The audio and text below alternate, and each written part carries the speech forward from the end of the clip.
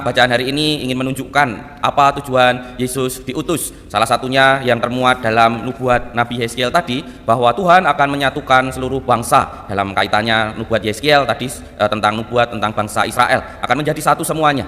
Dan dalam bacaan Injil ketika Yesus membangkitkan Lazarus, banyak orang percaya, tapi ada juga yang kemudian sepakat untuk membunuh Yesus. Juga disampaikan bahwa Yesus salah satu perutusannya adalah menyatukan anak-anak Allah yang tercerai-berai, tentu dengan kebangkitannya. Jadi seolah-olah kita diajak untuk merenungkan hal ini sebagai persiapan kita memasuki Pekan Suci. Nanti kan di Pekan Suci kita masih mengalami beberapa perayaan, dari Minggu Palma, Kamis Putih, Jumat Agung, Malam Paskah, dan akhirnya Paskah. Ingin menunjukkan bahwa apa yang terjadi pada Pekan Suci itu mengantar kepada perutusan Kristus, yaitu keselamatan untuk semua orang. Dan dengan demikian kita juga diajak untuk mempersiapkan diri untuk melihat secara lebih lebih mendalam apa yang terjadi pada Pekan Suci itu, bahwa Yesus nanti akan disambut kok tiba-tiba disalib dan lain sebagainya. Karena apa? Karena pengantarnya itu sudah sejak hari Senin kalau kita sadar. Yesus berdiskusi, lalu hari ini kelihatan sekali terpecah dua itu. Ada yang percaya, ada yang sepakat untuk membunuh. Dengan konteks itulah kita diharapkan mampu merenungkan bagaimana penebusan yang dilakukan oleh Kristus bagi seluruh manusia lebih nyata dalam hidup kita sehari-hari. Lebih lebih menggema bahwa Kristus datang untuk keselamatan semua orang, dan datangnya Dia itu tidak semuanya kemudian langsung menerima, tetapi ada juga yang kemudian berupaya untuk menolak bahkan membinasakannya. Tetapi kebangkitan itulah yang akhirnya membuat keselamatan itu sungguh terlaksana untuk semua orang.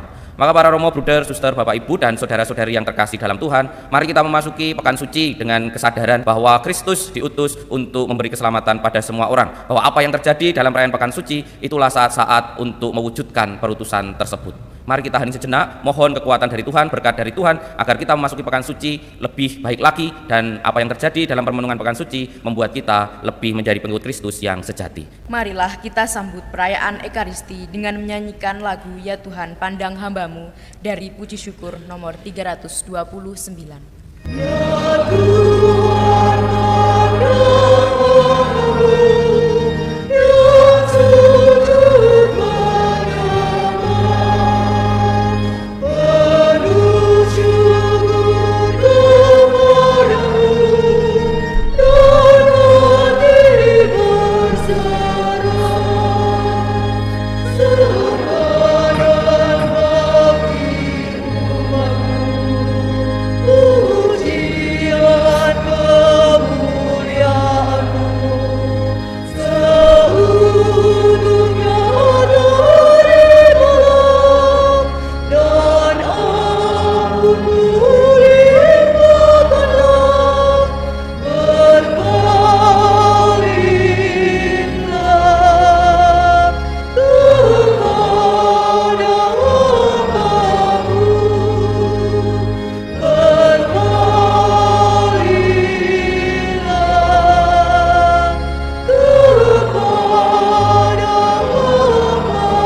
hambamu. Dalam nama Bapa dan Putra dan Roh Kudus. Tuhan bersamamu. Dan bersama roh. Pak Romo, Bruder, Suster, Bapak, Ibu, dan saudara-saudari yang terkasih dalam Tuhan, selamat pagi dan berkah dalam. Pagi hari ini kita berkumpul merayakan Ekaristi pada hari Sabtu Prapaskah yang kelima. Kita diajak untuk mempersiapkan diri memasuki Pekan Suci. Mari kita awali dengan hening sejenak dan mengakui dosa kita. Saya mengaku kepada Allah yang Maha Kuasa dan kepada saudara sekalian bahwa saya telah berdosa dengan pikiran dan perkataan, dengan perbuatan dan kelalaian. Saya berdosa, saya sungguh berdosa. Oleh sebab itu saya mohon kepada Santa Perawan Maria, kepada para malaikat dan orang kudus, dan kepada saudara sekalian, supaya mendoakan saya pada Allah Tuhan kita. Semoga Allah yang Maha Kuasa mengasihani kita, mengampuni dosa-dosa kita, dan menghantar kita ke hidup yang kekal. Marilah berdoa. Allah Bapa, sumber keselamatan, himpunlah kiranya kami menjadi umat-Mu berkat Yesus Putra-Mu, yang telah menghapus dosa-dosa kami demi keselamatan dan kebahagiaan kami. Dialah Tuhan dan pengantara kami, yang hidup dan berkuasa bersama Dikau dan Roh Kudus, Allah kini dan sepanjang segala masa. Amin. Bacaan dari Nubuat Yehezkiel. Beginilah firman Tuhan Allah. Sungguh, Aku akan menjemput orang Israel dari tengah bangsa-bangsa, kemana mereka pergi. Aku akan mengumpulkan mereka dari segala penjuru dan akan membawa mereka ke tanah mereka. Aku akan menjadikan mereka satu bangsa di tanah mereka, di atas gunung-gunung Israel, dan satu orang raja memerintah mereka seluruhnya. Mereka tidak lagi menjadi dua bangsa dan tidak lagi terbagi menjadi dua kerajaan. Mereka tidak lagi menajiskan dirinya dengan berhala-hala atau dewa-dewa mereka yang menjijikan, atau dengan semua pelanggaran mereka. Tetapi aku akan melepaskan mereka dari segala penyelewengan mereka dengan mana mereka berbuat dosa. Aku akan mentahirkan mereka sehingga mereka akan menjadi umatku dan aku akan menjadi Allahnya. Maka hambaku Daud akan menjadi rajanya, dan mereka semuanya akan mempunyai satu gembala. Mereka akan hidup menurut peraturan-peraturanku dan melakukan ketetapan-ketetapanku dengan setia. Mereka akan tinggal di tanah yang kuberikan kepada hambaku Yakub, di mana nenek moyang mereka tinggal. Sungguh, mereka, anak-anak mereka, maupun cucu cicit mereka akan tinggal di sana untuk selama-lamanya. Dan hambaku Daud menjadi raja mereka untuk selama-lamanya. Aku akan mengadakan perjanjian damai dengan mereka, dan itu akan menjadi perjanjian yang kekal dengan mereka. Aku akan memberkati mereka dan melipat gandakan mereka, dan memberikan tempat kudusku di tengah-tengah mereka untuk selama-lamanya. Tempat kediamanku pun akan pada mereka. Aku akan menjadi Allah mereka, dan mereka akan menjadi umatku. Maka bangsa-bangsa akan mengetahui bahwa aku, Tuhan, menguduskan Israel, pada waktu tempat kudusku berada di tengah-tengah mereka untuk selama-lamanya. Demikianlah sabda Tuhan. Syukur kepada Allah. Tuhan Allah menjaga kita seperti gembala menjaga kawanan dombanya. Tuhan Allah menjaga kita seperti gembala menjaga kawanan dombanya. Dengarlah firman Tuhan, hai bangsa-bangsa. Beritahukanlah di tanah-tanah pesisir yang jauh. Katakanlah, Dia yang telah menyerahkan Israel akan mengumpulkannya kembali dan menjaganya seperti gembala menjaga kawanan dombanya. Tuhan Allah menjaga kita seperti gembala menjaga kawanan dombanya. Sebab Tuhan telah membebaskan Yakub, telah menebusnya dari tangan orang yang lebih kuat daripadanya. Mereka akan datang bersorak-sorai di atas bukit Sion. Muka mereka akan berseri-seri karena kebaikan Tuhan. Tuhan menjaga kita seperti gembala menjaga kawanan dombanya. Terpujilah Kristus Tuhan, Raja mulia dan kekal. Terpujilah Kristus Tuhan, Raja mulia dan kekal. Buanglah daripadamu segala durhaka yang kamu buat terhadap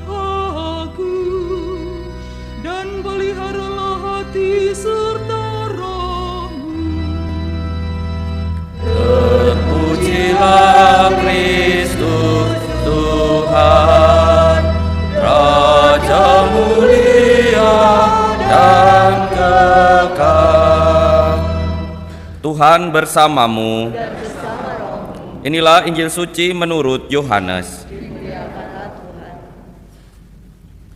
Banyak orang-orang Yahudi yang datang melayat Maria dan yang menyaksikan sendiri apa yang telah dilakukan Yesus terhadap Lazarus percaya kepadanya. Tetapi ada juga yang menemui orang-orang Farisi dan menceritakan kepada mereka apa yang telah dilakukan Yesus. Lalu para imam kepala dan orang Farisi memanggil mahkamah agama untuk bersidang. Mereka berkata, "Apa yang harus kita lakukan? Sebab orang itu membuat banyak mukjizat. Bila kita biarkan dia, maka semua orang akan percaya kepadanya. Lalu orang-orang Roma akan datang dan merampas tempat suci kita serta bangsa kita." Tetapi seorang di antara mereka, yaitu Kayafas, imam agung tahun itu, berkata kepada mereka, "Kamu tidak tahu apa-apa, kamu tidak insaf bahwa lebih berguna bagimu jika satu orang mati untuk bangsa kita daripada seluruh bangsa kita ini binasa." Hal ini dikatakan Kayafas bukan dari dirinya sendiri, tetapi sebagai imam agung tahun itu ia bernubuat bahwa Yesus akan mati untuk seluruh bangsa, bukan untuk bangsa itu saja, tetapi juga untuk mengumpulkan dan mempersatukan anak-anak Allah yang tercerai-berai. Mulai hari itu mereka sepakat untuk membunuh Yesus. Karena itu Yesus tidak tampil lagi di muka umum di tengah orang Yahudi. Ia berangkat dari situ ke daerah dekat padang gurun, ke sebuah kota yang bernama Efraim. Di situ ia tinggal bersama para murid. Waktu itu hari raya Paskah orang Yahudi sudah dekat, dan banyak orang dari negeri itu berangkat ke Yerusalem untuk menyucikan diri sebelum Paskah. Mereka mencari Yesus dan sambil berdiri di dalam bait Allah, mereka berkata seorang kepada yang lain, "Bagaimana pendapatmu? Akan datang jugakah ia ke pesta?" Demikianlah sabda Tuhan. Terpujilah Kristus. Pak Romo, Bruder, Suster, Bapak Ibu dan saudara-saudari yang terkasih dalam Tuhan, bacaan hari ini seolah-olah menjadi pengantar bagi kita yang mulai nanti sore mungkin akan memasuki Pekan Suci dengan perayaan Minggu Palma. Karena bacaan hari ini ingin menunjukkan apa tujuan Yesus diutus. Salah satunya yang termuat dalam nubuat Nabi Yeskiel tadi, bahwa Tuhan akan menyatukan seluruh bangsa. Dalam kaitannya nubuat Yeskiel tadi tentang nubuat tentang bangsa Israel akan menjadi satu semuanya. Dan dalam bacaan Injil ketika Yesus membangkitkan Lazarus, banyak orang percaya, tapi ada juga yang kemudian sepakat untuk membunuh Yesus. Juga disampaikan bahwa Yesus salah satu perutusannya adalah menyatukan anak-anak Allah yang tercerai-berai, tentu dengan kebangkitannya. Jadi seolah-olah kita diajak untuk merenungkan hal ini sebagai persiapan kita memasuki Pekan Suci. Nanti kan di Pekan Suci kita masih mengalami beberapa perayaan dari Minggu Palma, Kamis Putih, Jumat Agung, Sabtu Paskah, dan malam Paskah, dan akhirnya Paskah. Ingin menunjukkan bahwa apa yang terjadi pada Pekan Suci itu mengantar kepada perutusan Kristus, yaitu keselamatan untuk semua orang. Dan dengan demikian kita juga diajak untuk mempersiapkan diri untuk melihat secara lebih lebih mendalam apa yang terjadi pada Pekan Suci itu, bahwa Yesus nanti akan disambut kok tiba-tiba disalib dan lain sebagainya. Karena apa? Karena pengantarnya itu sudah sejak hari Senin kalau kita sadar. Yesus berdiskusi, lalu hari ini kelihatan sekali terpecah dua itu. Ada yang percaya, ada yang sepakat untuk membunuh. Dengan konteks itulah kita diharapkan mampu merenungkan bagaimana penebusan yang dilakukan oleh Kristus bagi seluruh manusia lebih nyata dalam hidup kita sehari-hari, lebih lebih menggema bahwa Kristus datang untuk keselamatan semua orang, dan datangnya Dia itu tidak semuanya kemudian langsung menerima, tetapi ada juga yang kemudian berupaya untuk menolak bahkan membinasakannya. Tetapi kebangkitan itulah yang akhirnya membuat keselamatan itu sungguh terlaksana untuk semua orang. Maka para Romo, Bruder, Suster, Bapak Ibu dan saudara-saudari yang terkasih dalam Tuhan, mari kita memasuki Pekan Suci dengan kesadaran bahwa Kristus diutus untuk memberi keselamatan pada semua orang, bahwa apa yang terjadi dalam perayaan Pekan Suci itulah saat-saat untuk mewujudkan perutusan tersebut. Mari kita hening sejenak, mohon kekuatan dari Tuhan, berkat dari Tuhan, agar kita memasuki Pekan Suci lebih baik lagi, dan apa yang terjadi dalam permenungan Pekan Suci membuat kita lebih menjadi pengikut Kristus yang sejati. Kita hening sejenak. Agunglah misteri iman kita.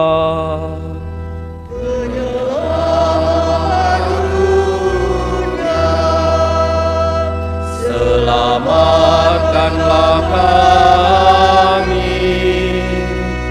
karena melalui salib dan kebangkitan-Mu, Engkau telah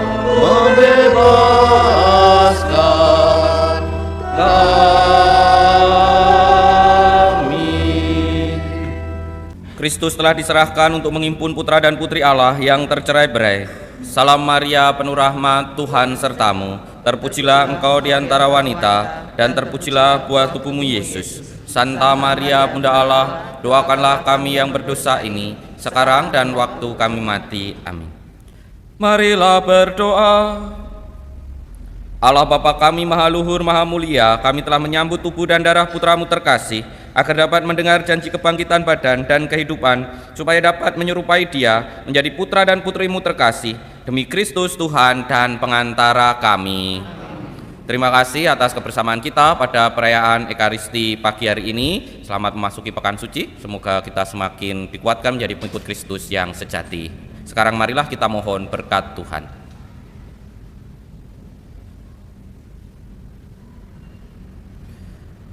Tuhan bersamamu. Semoga Allah yang Maha Kuasa memberkati kita sekalian, Bapa, Putra, dan Roh Kudus. Saudara-saudari, pergilah mewartakan Injil Tuhan. Syukur kepada Allah.